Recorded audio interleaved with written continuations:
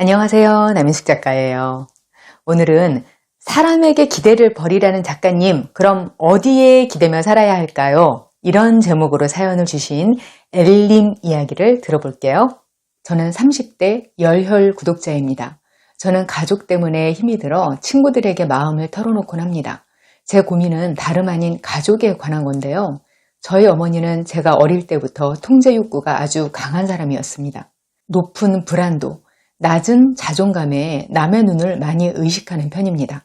아버지는 학업 욕구가 높아서 저는 대학 때까지도 성적을 잘 못 받으면 체벌을 받았어요. 대학교 때 부모님이 허락을 안 해주셔서 MT, OT를 못 가봤어요. 통금 시간이 있었고 알바도 못하게 하셨습니다. 이런 제가 너무 답답해 해외 연수를 떠났고 그 1년은 정말 천국이었습니다. 그 이후 집으로 돌아오면서 삶은 더 갑갑해졌습니다.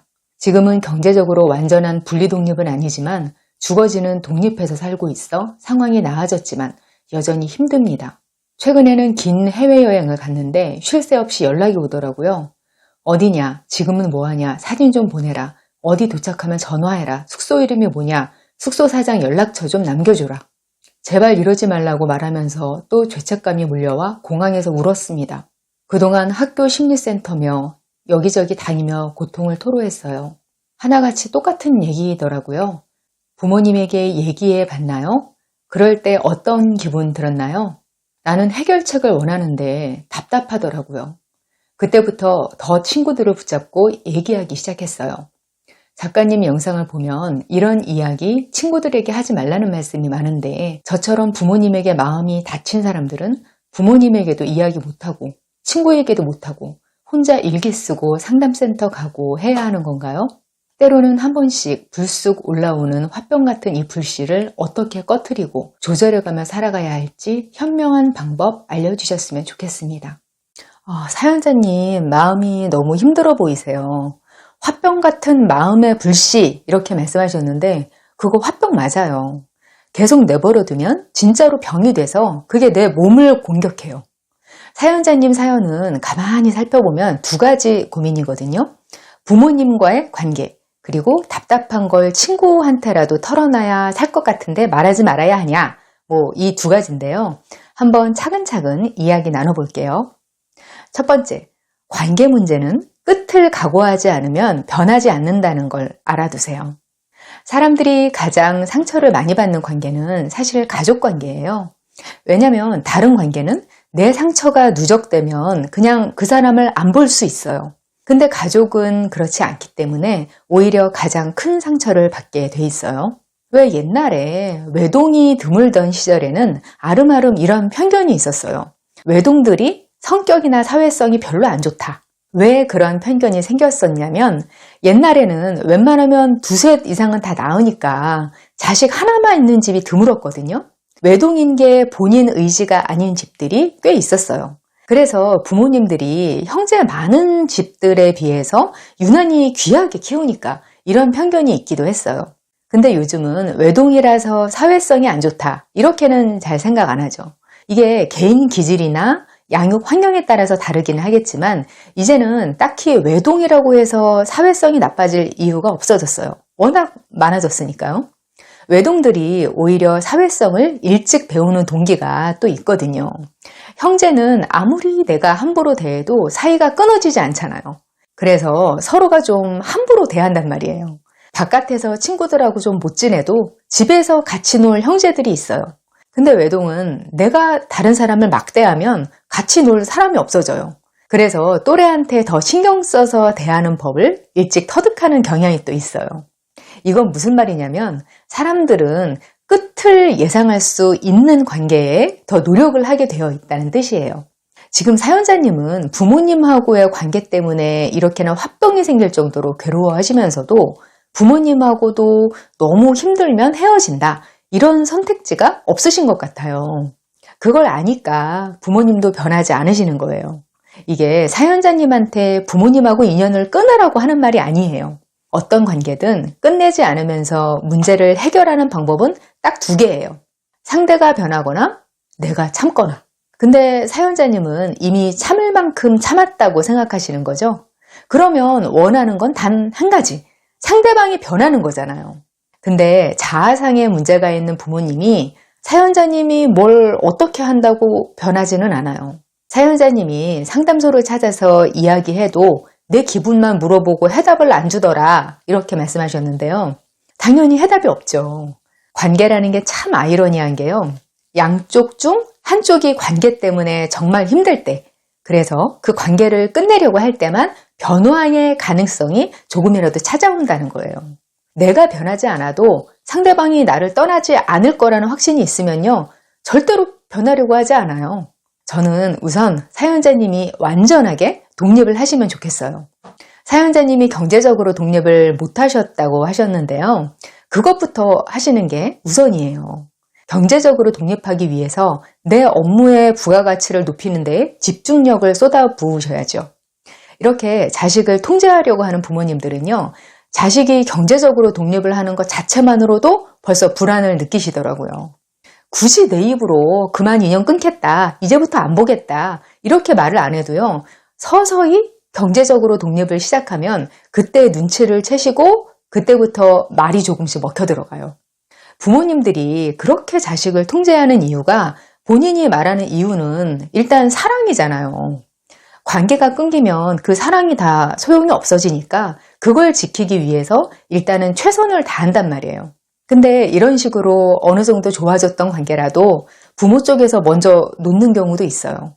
나름대로 참다가 자기 통제를 벗어나는 자식을 도저히 못 참고 자기 쪽에서 놓는 부모들도 진짜로 있어요.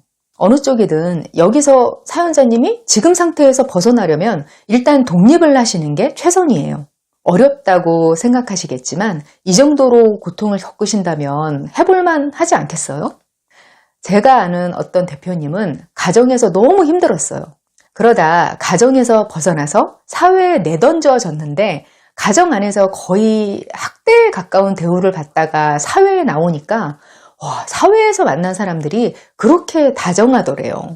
회사 사람들이 다 천사로 보이고 일도 정말 재밌었대요. 이게 어느 정도는 당연한 게, 나쁜 가족을 만나서 겪는 감정은 정말 날 것이거든요. 포장을 안 해요. 그런데 사회에서는 웬만큼 포장이라도 하잖아요. 그러니까 남들이 다 힘들다고 하는 사회생활이 상대적으로 쉽게 느껴진 거예요. 사연자님이 정말 가정 안에서 힘들다면 이런 각오로 진짜 독립을 준비해 보시면 안 될까요? 두 번째, 누구한테 기대야 한다는 생각? 다시 생각해 보세요. 사연자님이 답답한 마음에 저한테 이렇게 물으셨어요. 사람에게 기대를 버리라는 작가님, 그럼 어디에 기대며 살아야 할까요? 얼마나 마음이 답답하실까 싶어서 되게 마음이 아팠는데요. 앞문장의 기대하고 뒷문장에 기대며 살다, 이게 다른 뜻인데 묘하게 발음이 겹치네요. 전에 어디서 이런 말을 본 적이 있어요. 한자와 사람인, 이게 두 사람이 이렇게 기대고 있는 모습을 본뜬 거라고요. 그래서 사람은 서로 기대서 살아가는 존재다, 이렇게 해석한 말이 한참 유행해서 돌아다녔던 적이 있어요. 그리고 아직도 그렇게 알고 계신 분이 꽤 있으실 것 같은데요. 일단 상형 사람인의 자원이 두 사람이 기대고 있는 모양이라고 보기 힘들거든요. 한자 초기 형태라고 할 수 있는 갑골 문자를 보면요, 그냥 사람 한 명이 서 있는 옆모습을 그 본뜬 거에 더 가까워요. 학자들마다 의견은 다르지만 대체로 사람이 서 있는 그 팔다리 모양을 본뜬 거다, 이게 대세예요. 그리고 현대에 와서도 획 두 개가 이렇게 비스듬하게 기대 있는 모양이 해서체로 쓸 때나 이렇게 기대서 있는 모양이지, 폰트만 바꿔도 이런 모양이 아니거든요. 오히려 한자 자원만으로 보면 사람은 혼자 서 있는 존재구나, 이게 더 가깝죠. 사람은 기본적으로 혼자예요. 그걸 받아들이지 못하고 타인에게 기대려고 하면 오히려 사람들하고 병립하지도 못하고 진짜로 외롭게 될 수 있어요. 이건 부모건 친구건 다 마찬가지예요. 이렇게 한번 생각을 바꿔보세요. 내 인생에서 다른 사람들은 지팡이가 아니라 의자예요. 사람들 중 누구라도 지팡이처럼 지속적으로 자기 무게를 나한테 의존해 온다? 그러면 그건 굉장히 부담스러운 일이에요. 사람들 다 도망가요. 근데 누구든지 자기가 아끼는 사람한테라면 잠깐 나한테서 쉬다가는 의자가 되어줄 수는 있어요. 저도 다른 사람한테 내 고민 절대 이야기하지 말라, 이건 아니거든요. 친하게 지내다 보면 속 얘기도 할 수 있고 고민도 털어놓을 수 있고 그렇죠. 근데 내가 내 인생을 걸고 하는 노력으로도 어떻게 하지 못하는 일을 친구가 어떻게 해줄 수는 없잖아요. 잠깐 의자가 돼서 이야기하면서 쉬다 가게 해줄 수는 있는데 의자에서 일어날 생각을 안 하네요. 그러면 친구들도 더 이상 다음부터는 자리를 내주고 싶어 하기를 꺼리는 그런 사람이 되는 거예요. 제가 이런 말씀 드린 적이 있어요. 어떤 이야기든 해도 되는데 1절만 해라. 길게 이야기하면서 듣는 상대방 인생까지 힘들게 하지 말자 이거예요. 내 고민 말도 못하고 일기나 쓰고 상담사나 찾으면서 살라는 말이냐 하셨는데요. 네, 다 그렇게 살아요. 그래도 자기 존재 유지하면서 잘 살아요. 우리가 의자에 앉아서 잠깐 쉴 때 내가 진 짐을 의자에 다 버리고 가야만 내가 휴식이 되는 건 아니잖아요. 내가 감정을 타인한테 다 꺼내놓으면서 직접적으로 고민을 다 보여주지 않아도요. 기분 좋은 이야기, 관심사 이런 걸 같이 이야기하면서 그 문제를 스스로 해결할 힘을 얻는 거예요.